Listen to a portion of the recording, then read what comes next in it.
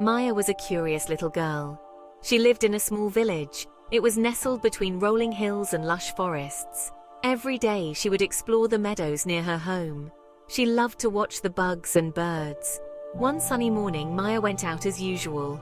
She skipped along the path. The grass tickled her bare feet. Suddenly she heard a faint flutter.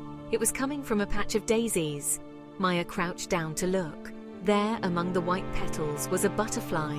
But something was wrong. Its wing was bent. It couldn't fly. Maya's heart filled with worry. She knew she had to help. Very carefully she scooped up the butterfly. It had blue wings that shimmered like the sky. Maya whispered, "Don't worry, little one. I'll take care of you." And with that she hurried home. Maya was a curious little girl who lived in a small village nestled between rolling hills and lush forests.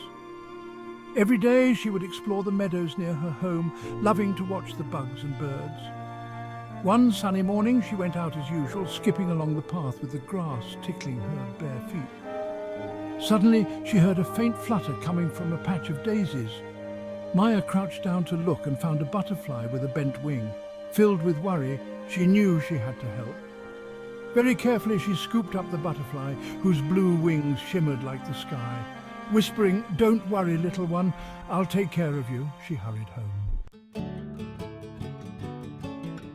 At home, Maya found a small box. She lined it with soft leaves. Gently she placed the butterfly inside. She didn't know much about butterflies, but she knew it needed food and rest. Maya's grandmother saw her fussing. "What have you got there, dear?" she asked. Maya showed her the butterfly. Grandmother smiled and said, "Ah, a royal butterfly. They're very special."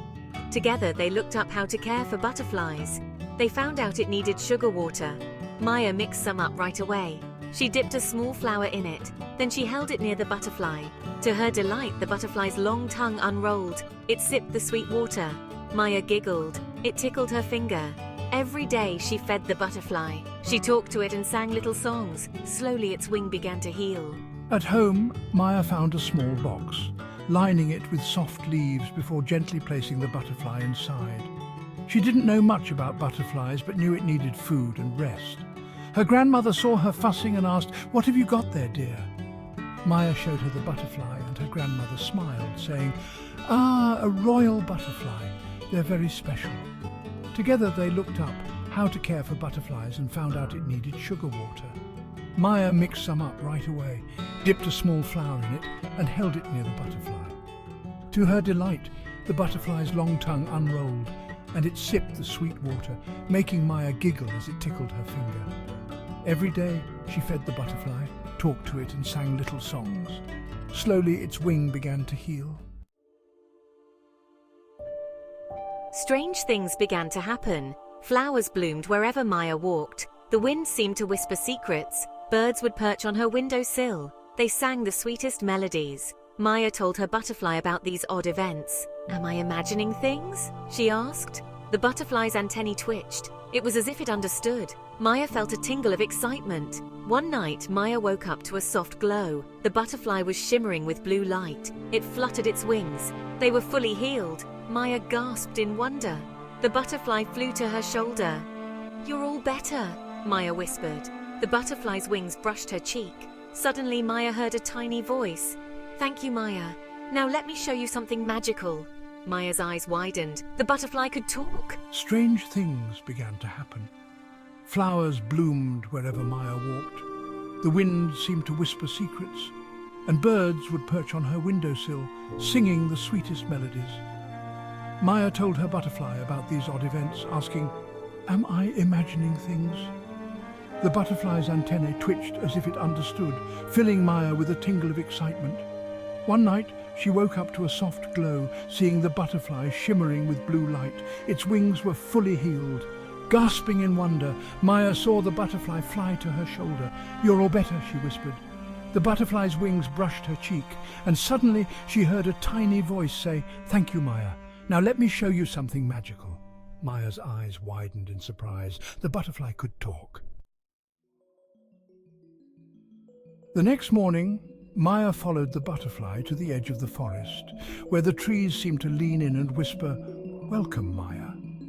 Feeling a shiver of excitement, she heard the butterfly say, "Don't be afraid.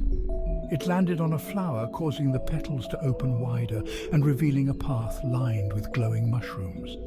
Taking a deep breath, Maya stepped forward, and as they walked, the forest came alive. Flowers turned to face them, squirrels chattered greetings, and a family of deer bowed their heads. Maya had never seen anything like it, her heart full of wonder. The butterfly fluttered ahead, saying, "There's so much to show you." Nodding eagerly, Maya couldn't wait to see what other marvels awaited as the forest seemed to hum with magic. Deeper in the forest, they came to a rushing river. The water foamed and churned. We need to cross. Maya looked around. There was no bridge. The stones looked slippery. She took a deep breath, remembering her grandmother's words. Courage, dear, you're stronger than you know. Maya stepped onto the first stone. It wobbled, but she kept her balance. One by one, she hopped across the stones. The butterfly fluttered nearby, cheering her on. You can do it, Maya. At the last stone, Maya's foot slipped. She almost fell in, but the butterfly flew under her hand, giving her just enough lift to jump to safety. On the other side, Maya hugged herself, shaking but proud. You did it. Maya smiled. She felt braver already. Together, they continued their journey. They came to a clearing. In the center stood an ancient tree, its branches reaching to the sky. The butterfly landed on a low branch and began to glow even brighter. Maya, it's time I told you who I am. The butterfly's glow grew so bright that Maya had to shield her eyes. When she looked again, she gasped. In place of the butterfly was a beautiful fairy with gossamer wings that shimmered like rainbows. I am a guardian of nature. You saved me, Maya. Your kindness gave me strength. Maya's mouth fell open in surprise. The magic you've seen, that was your doing. Your love for nature awakened it. Maya looked at her hands in wonder. She had magic. It seemed impossible. Yet somehow she knew it was true. The fairy touched Maya's forehead. A warm tingle spread through her body. I give you the gift of sight. You will see how all life is connected. Maya blinked. The world looked different. She could see golden threads. They linked the trees, the flowers, the animals. Even the rocks and soil were connected. Everything pulsed with life.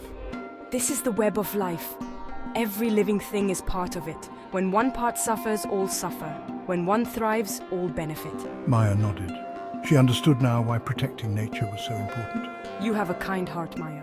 Use this gift wisely. Help others see what you see.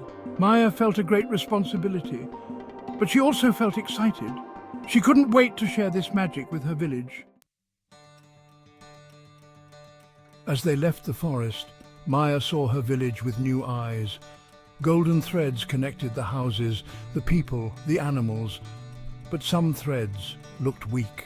Your village has forgotten its connection to nature. Maya frowned. She saw litter in the streets. The river looked dirty. Trees had been cut down. No wonder the magic was fading. We need to fix this. That's why I chose you, Maya. They reached Maya's house. Her parents were worried sick. They hugged her tight. Maya introduced her new friend. At first they couldn't see the fairy, but Maya held their hands. She helped them see the magic. Their eyes widened in wonder. Soon neighbors came to see.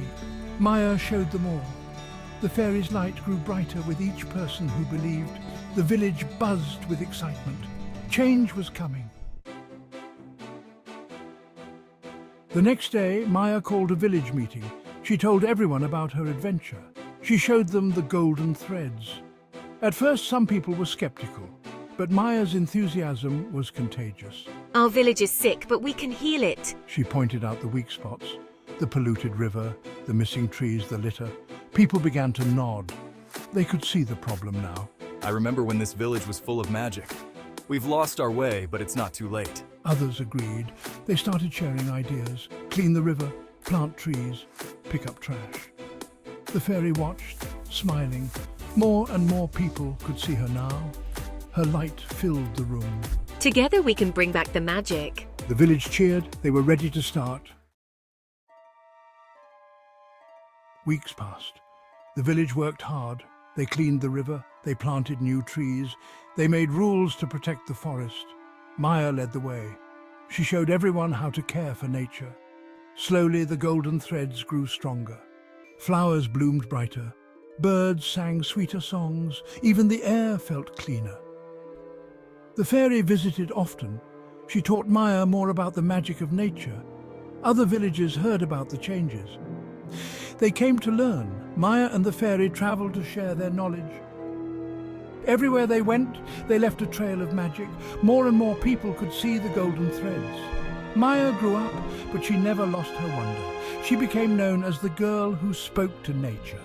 And in every flower, every breeze, she saw the shimmer of butterfly wings.